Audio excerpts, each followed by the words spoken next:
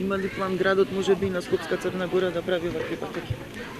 Па сега, ајде да идеме чекор по чекор, како ја што сакам да кажам. Градот има сериозно добро развиен планов дека за водно. Сакам најпрво да се реализира таа една цел, тој еден проект кој што го имаме сработено, цела таа една студија која што беше презентирана на граѓаните во рамки на Советот, со што целосно ќе се збогати понудата на водно во смисол на тоа дека ќе можеме конечно да го развоиме велосипедскиот и пешачкото движење по планината, така што и на тој начин ќе зголемиме безбедноста.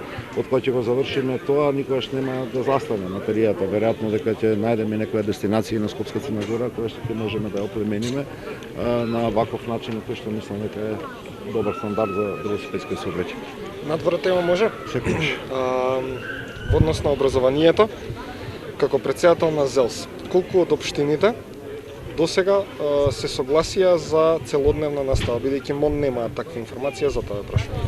Па не, тоа се датабази кои што секој училиште, не по општинска основ, туку по основ на училиште и по основ на расположението се доставува до Министерството за образование и наука. Не би можел сега да ви давам прецизен одговор колку општини, сепак треба да ги посматраме како 1400 училишта во нашата држава, а не како број на општини, затоа што во дел од општините кај што нема лоша епидемиолошка слика или станува збор за помали училишта со помал број на деца, веќе наставата мислам дека се одвива со физичко присуство. Јас искрено се надевам дека ќе спласне здравствената криза општо на светско ниво, па кај нас, за да може да ги нормализираме сите процеси, вклучително и образовниот.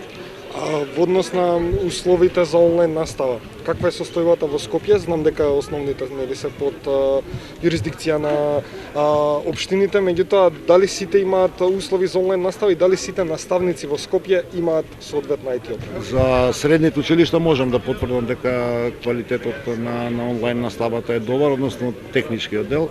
Секако кога е техниката во прашање, има од време на време по некој застој, што е многу логично, затоа што е напната мрежата цело време, да речеме, во исто време се одвива од една точка интернет комуникацијата, меѓутоа во првите 2 дена од училишната година не приметивме или не беше пријавено некој поголем проблем кој што би се испречил на нормалното одвивање на онлайн наставата. Во однос на IT опремата на наставниците?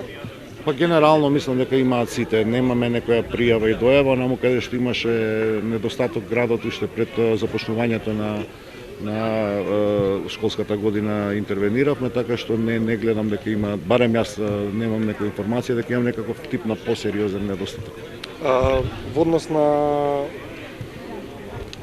улиците, моментално се прават повеќе делници во Скопје. Интересира зошто не се правеа за време на карантинот, туку се правеат сега кога буквално сме отворени, сите имаат работа.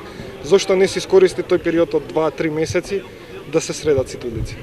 Па мислам дека и во периодот на карантинот сериозно добро работевме. Тогаш работевме 4 булевара, значи да не бидеме така да речем со кратко памтење. Тогаш ја правевме пластичарско, го правевме булеварот Асном, реновиравме некои од градските улици. Потоа ни се испречи изборниот период како таков и не можевме да влеземе во тие постапки, зашто па тогаш ќе беше протолкувано дека ете градот ги влијае на изборите со, да речем, некако вид на предизборен подкуп. Идејата на цела оваа реконструкција што трае и ја гледате, меѓутоа е дека градот мора да има добра инфраструктура. Пристапот кој што го имаме во последните 3 години, како што сум јас градоначалник, е сериозно поинако од порано. Денес е 4ти ден, улицата 11 октомври, веќе првата половина се асфалтира, што порано не се случувало. Значи, не постои начин како да реконструирате улица, а не се поремети секојдневното движење. Суштината е да бидете брзи како што сме. Ние влезот во Скопје на Александар Македонски за 20 на дена, во среда веќе ќе биде целосно пуштен, дистанца долга 5,3 км, што до сега не се случувало, да речем, како начин на функционирање на градот. Гледате дека работиме и навечер. 10 на 15 дена уште ќе потрае, иако сегментално, да речем, добар дел од улиците ќе бидат пуштани. Меѓутоа, под кога ќе поминат нервозите и гужвите, ќе остане добрата инфраструктура во наредните 20 на години. Добро, во ред, меѓутоа, зошто не се поделат улиците да бидат, да речеме, во едно време да бидат 2, па после 2, па после 2, вака одеднаш се прави многу голем Затоа метеж што од сите сме, страни. затоа што сме на крајот на градежната сезона и да не ни се случи да ако влеземе во таков некој парцијален пристап, може да ни се случи да ископат улица, не можете да асфалтирате ради временските услови и ниските температури кои што ни престојат и да остане цела зима ископана. Не мислам дека тоа Скопјани го заслужуваат. Напротив, мислам дека 20 на дена нема да бидат ништо визави тоа се моментални да ги реша нервози, меѓутоа суштината е дека ќе ни остане сериозна здрава и добра инфраструктура. Тоа е добро за самиот град. Благодарам.